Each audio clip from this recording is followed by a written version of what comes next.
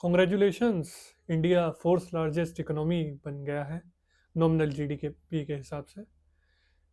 पर इंडिया तो अमीर हो गया, क्या इंडियंस अमीर हुए हैं? आइए जानते हैं इसी सवाल का जवाब आज की इस वीडियो में। आज है डे 10 ऑफ लर्न एवरीडे। हम यूपीएससी प्रीलिम्स 2026 के लिए रिवीजन कर रहे हैं। आज का टॉपिक है India becomes world fourth largest economy. हमने जापान को सरपास कर दिया है। ठीक है। और हम साथ ही समझेंगे ये जो इकोनॉमिक साइज है, यानी नॉमिनल जीडीपी के हिसाब से जो हम ऊपर आ गए हैं, क्या सच में इंडियंस भी अमीर हो रहे हैं? तो आइए समझते हैं। तो भाई पहले टॉप 5 कंट्रीज हैं कौन कौन सी? यूनाइटेड स्टेट्स सबको पता है। ये एस्टिमेटेड फिगर्स होती हैं obviously. 30.3 trillion dollars. India 4.3 trillion. हमारा पड़ोसी चाइना 19.2 से 19.5 ट्रिलियन डॉलर्स के बीच। जर्मनी, अच्छा जर्मनी को बताया जाता है भैया, जापान को तो आपने बड़ी इजीली आप आगे निकल गए, पर Germany will be the next test. ऐसा मैं नहीं कह रहा हूँ, ऐसा कहा है कई सारे देश के और विदेश के भी बड़े बड़े इकोनॉमिस्ट ने। क्यों कहा है इसको भी हम समझेंगे। Japan 4.1 trillion dollars. ठीक। अब फोर्थ लार्जेस्ट इकोनॉमी होने का मतलब क्या है? हमने नॉमिनल जीडीपी, ये जीडीपी पर कैपिटा नहीं है, नॉमिनल जीडीपी पर कैपिटा नहीं है, ये जीडीपी पीपीपी यानी परचेजिंग पावर पैरिटी नहीं है, ये जीडीपी पीपीपी पर कैपिटा नहीं है, ये सिर्फ और सिर्फ नॉमिनल जीडीपी है। इस चीज को ध्यान रखिएगा, है ना। आप लोगों ने इकोनॉमी में ये सारे टर्म्स अच्छे से पढ़े होंगे। हम जब इकोनॉमी रिवाइज करेंगे तब भी इन चीज़ों को समझेंगे, लेकिन इन टर्म्स को अभी से समझते चलिए कि अंतर क्या है। हम नॉमिनल जीडीपी में इतना आगे हैं, परचेजिंग पावर पैरिटी में नहीं। ठीक है। पर कैपिटा में नहीं। पीपीपी में हम थर्ड पे हैं, क्योंकि वहाँ वो कैलकुलेट होती है किससे? एक डॉलर कितना यहाँ पे हमको कॉस्ट ऑफ लिविंग कैसे आती है, तो वो हमारे लोअर है कॉस्ट ऑफ लिविंग बाकी देशों के मुकाबले।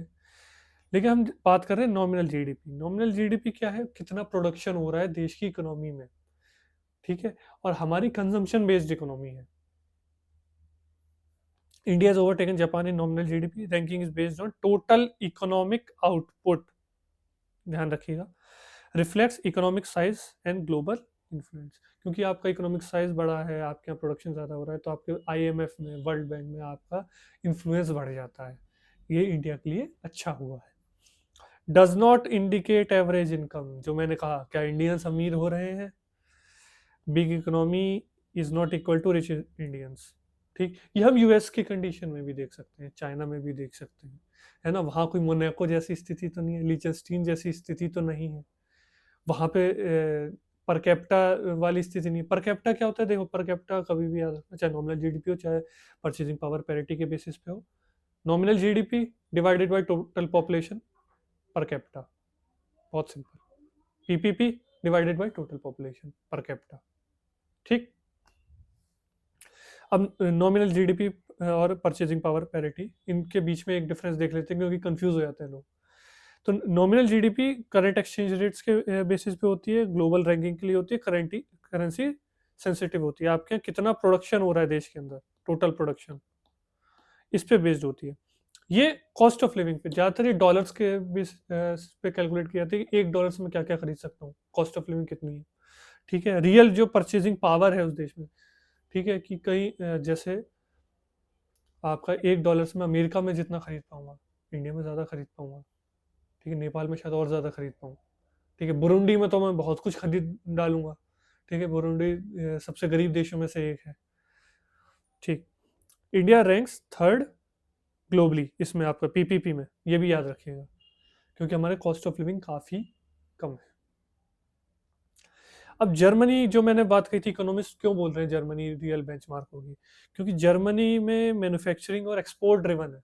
हमारी तरह इतना ज़्यादा इंपोर्ट नहीं करती है। हम तो बस एक अमेरिका के साथ हम ट्रेड सरप्लस में है।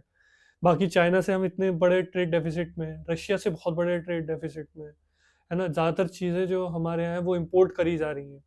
ठीक है।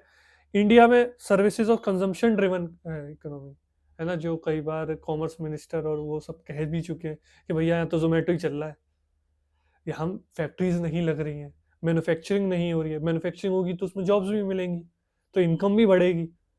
जर्मनी में वो चीज़ है। जर्मनी R&D, जर्मनी आपने प्रोडक्ट्स पे देखा ही होगा, आपको खुद पता होगा R&D जर्मनी क्या वैल्यू होती है। इंडिया में R&D की वो वैल्यू नहीं है, R&D का उतना है ही नहीं। ठीक है, तो एक प्रोडक्टिविटी गैप बहुत अच्छा खासा है, उसको पार करना यानी जर्मनी के पास पहुंचना, वो रियल टेस्ट इसलिए है क्योंकि मैन्युफैक्चरिंग मैंने बताया था हमारा 11% है, उसका नॉमिनल जीडीपी का 11% आता है सिर्फ मैन्युफैक्चरिंग से।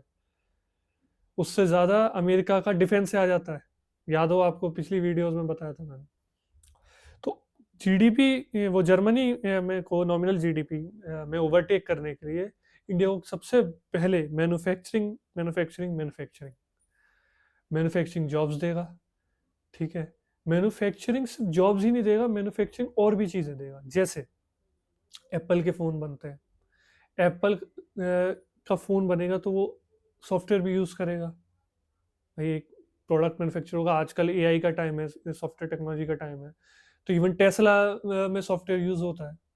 ठीक है, तो इसी तरह जब मैन्युफैक्चरिंग के साथ एक आईटी इंडस्ट्री और बाकी इंडस्ट्रीज भी अपने आप डेवलप होती हैं, तो जो कंजम्पशन बेस्ड है वो एक अच्छी चीज़ है, वो बुरी चीज़ नहीं है।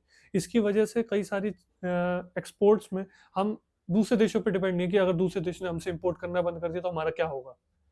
ठीक है, कई बार ऐसे इंटरनेशनल मार्केट में प्रॉब्लम आती है, हमारा डोमेस्टिक कंजम्पशन हो जाता है उस प्रोडक्ट का, वो थोड़ा सस्ता हो जाता है, जैसे हनी के साथ कई बार आया है।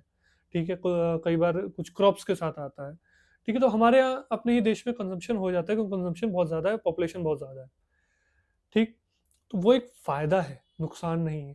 पर ये एक लेयर के बाद एक नुकसान इसलिए बनता है क्योंकि उस हिसाब की मैन्युफैक्चरिंग नहीं है, तो अब कंजम्पशन ज़्यादा, मतलब खाना खाने वाले ज़्यादा, खाना बन रहा है कम, तो बाहर से लाओगे तो नुकसान हुआ। अब आपके खाना बन ज़्यादा रहा है, खाने वाले कम है, तो आप बाकी खाने को बाहर भेज सकते हो, वो वाली चीज़ है। तो हमारे यहाँ कंजम्पशन अच्छा खासा है, वो एक अच्छी चीज़ ऑलरेडी है कि हम दूसरे की पे डिपेंडेंट नहीं है, लेकिन हमको प्रोडक्शन भी बढ़ाना पड़ेगा। एक्सपोर्ट्स हमें अपने बढ़ाने पड़ेंगे। हम एफ टी एस कर रहे हैं, एफ टी ए पे मैं ऑलरेडी वीडियो बना चुका हूँ, उसको अच्छे से देख लीजिएगा, जो मेजर एफ टी एस है वो सारे कवर किए मैंने। और लेबर प्रोडक्टिविटी बढ़ानी पड़ेगी। ठीक है, लेबर प्रोडक्टिविटी बढ़ाने का मतलब ये नहीं है जो स्टेटमेंट दिए जाते हैं कि आप हफ्ते में 70 घंटे काम करें, आप दिन में 18 घंटे काम करें, या जो अभी एल एन टी के ने कहा था कि बीवी को कब तक देखोगे, ऑफिस आ जाओ, छुट्टी क्यों ले रहे हो। ठीक है, उसका मतलब है लेबर ट्रेंड हो, लेबर मेंटली पीसफुल हो, वो कामली अपना काम कर सके, कम समय में ज़्यादा प्रोडक्टिविटी दे, वो प्रॉपर एजुकेशन और प्रॉपर हेल्थ केयर के साथ चीज़ें की जाती हैं। वो सिर्फ और सिर्फ नंबर ऑफ आवर्स से, वो जो FW टेलर का शॉप लेवल मैनेजमेंट है जो पब्लिक एडमिनिस्ट्रेशन वाले स्टूडेंट्स जानते होंगे, उस तरीके से नहीं किया जाता है। अब क्या बदला भाई, हम जापान से आगे आ गए, फोर्थ लार्जेस्ट हो गए, बदला क्या?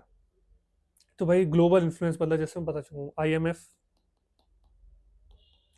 वर्ल्ड बैंक, इसमें हमारा इन्फ्लुएंस बढ़ा कि भाई देखो हम ग्रो कर रहे हैं, क्योंकि हम 6-7% से लगातार ग्रोथ कर रहे हैं, हमने कोई बहुत ज़्यादा तेज़ी से ग्रोथ नहीं करी है, 6-7% से ही लगातार कर रहे हैं। ठीक है, वो जापान थोड़ा पीछे रह गया, वो भी मैं समझाऊंगा।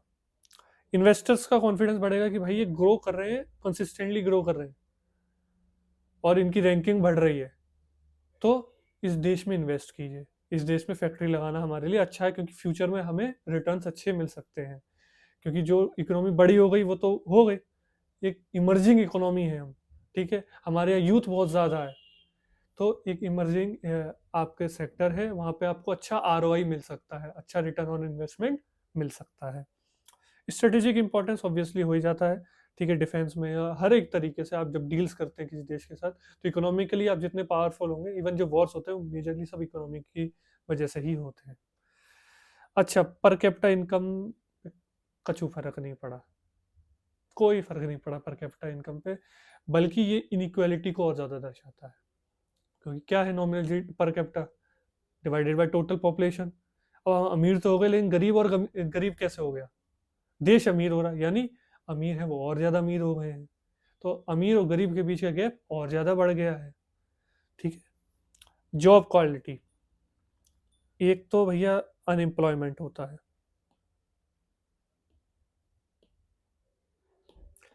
ये एक समस्या है। ठीक। अनएम्प्लॉयमेंट, इस चीज को आप बखूबी समझते हैं, इससे एक बड़ी समस्या है जो हमारे देश में इस टाइम है, अंडर एम्प्लॉयमेंट। कि आदमी क्वालिफाइड है, पीएचडी डिग्री है, पर स्वीपर के लिए अप्लाई कर रहा है, क्लरिकल पोस्ट के लिए अप्लाई कर रहा है। मतलब उसको जिस जो उसकी काबिलियत है, जैसी नौकरी वो करना चाहता है, वो नहीं मिल रही है। आप सब लोग भी इसी में आते हैं। आप लोग वरना आईएएस के लिए नहीं आते अगर आपको वो जॉब्स मिल रही होती। आप में से कई लोग प्रोफेशनल क्वालिफिकेशन लिए बैठे होंगे, कोई सीए करके बैठा होगा, कोई बीटेक करके बैठा होगा। बीटेक तो वैसे मैं होप कर रहा हूँ, मुझे पता है 80% लोग बीटेक ही होंगे। कई लोग बीटेक के साथ साथ एमबीएस भी होंगे। उसके बावजूद आपको वो जॉब नहीं मिल रही है जो आप करना चाहते हैं। तो ये ज़्यादा बड़ी समस्या है, इसमें इम्प्रूवमेंट नहीं हुआ है ना, वरना पर कैपिटा बढ़ता। इनइक्वालिटी ओवरनाइट, मैं इस चीज़ को एक्सप्लेन नहीं कर सकता हूँ। अमीर अमीर हो रहा है, गरीब और गरीब होता जा रहा है। अब भाई नॉमिनल जीडीपी पर कैपिटा का एक कंपैरिजन देख लेते हैं। ये है इंडिया और ये है जापान। जापान आज भी बहुत आगे है इसमें, वहाँ के लोग हमसे बहुत ज़्यादा अमीर हैं। अच्छा, अब जापान के साथ हुआ क्या, क्यों वो पीछे रह गया? एक तो वहाँ पॉपुलेशन घट रही है, यंग पॉपुलेशन घट रही है। दूसरा, वहाँ एक स्टेग्नेशन आ गया है। ग्रोथ उन्होंने बहुत अच्छे से किया, पर क्योंकि पॉपुलेशन घट रही है, ओल्ड पॉपुलेशन बहुत ज़्यादा उनके पास हो गई, तो काम करने वाले लोग बहुत ज़्यादा नहीं बचे हैं।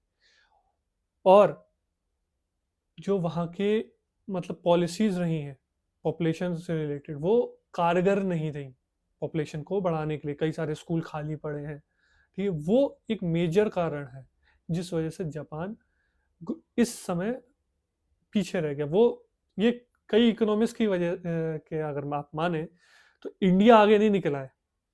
इंडिया जिस रफ्तार से बढ़ रहा था उस रफ्तार से बढ़ रहा था, जापान धीमा हो गया, तो इंडिया को मौका मिल गया आगे निकलने का। जर्मनी की भाई पर कैपिटा है ना, जर्मनी कई सारे इंडियंस एक्चुअली जाते हैं काम करने। Nominal per capita GDP divided by total population आपको बता ही चुका हूँ। इंडिया इकोनॉमिकली लार्ज हो रहा है, अब और हो गया है, रैंकिंग में इसलिए सुधार आया है। ठीक है, और जिस तरीके से चल रहा है कंसिस्टेंट जो हमारी ग्रोथ है वो चलती रहे तो हम और बढ़े। पर Indians are still relatively poor. ठीक। इन जीडीपी, नॉमिनल जीडीपी और नॉमिनल जीडीपी पर कैपिटा हमें ये शो करती है। इन दोनों फैक्ट्स को याद रखिएगा। अब फाइनल इंसाइट जरा अच्छे से समझते हैं। इंडिया ने स्केल तो अचीव कर लिया, प्रॉस्पेरिटी पर पर्सन नहीं आई। स्केल का मतलब क्या है? हमारे यहाँ जो एक तरीके से आप कहें टोटल आउटपुट तो बढ़ गया, पर पर्सन उस तक नहीं मिला। अर्बन तक लिमिटेड रह गया, किसान अभी भी आत्महत्या कर रहे हैं। ठीक है, इसको प्री के लिए तो अब स्टेटमेंट वाइज इस चीज़ों को याद रखेंगे, ये जो फैक्ट्स मैंने बताए हैं। ये मीन्स के लिए तो और ज़्यादा इंपॉर्टेंट है, क्योंकि ये लगभग आपके 20% टॉपिक से डायरेक्टली इनडायरेक्टली कनेक्ट होता है। तो इस स्टेटमेंट को जरूर याद रखिएगा। India has achieve scale, the next challenge is prosperity पर पर्सन। सब प्रॉस्पेरस हो तब तो देश आगे बढ़ेगा, वरना एक टाइम पे जाके वो स्टेगनेट होके फिर से पीछे गिर जाएगा, जैसे जापान के साथ हुआ। क्योंकि वहां पर उस तरीके से वो नहीं, पॉपुलेशन को अपने मैनेज नहीं कर पाए। ठीक है, आज के लिए इतना ही। See you tomorrow, learn every day.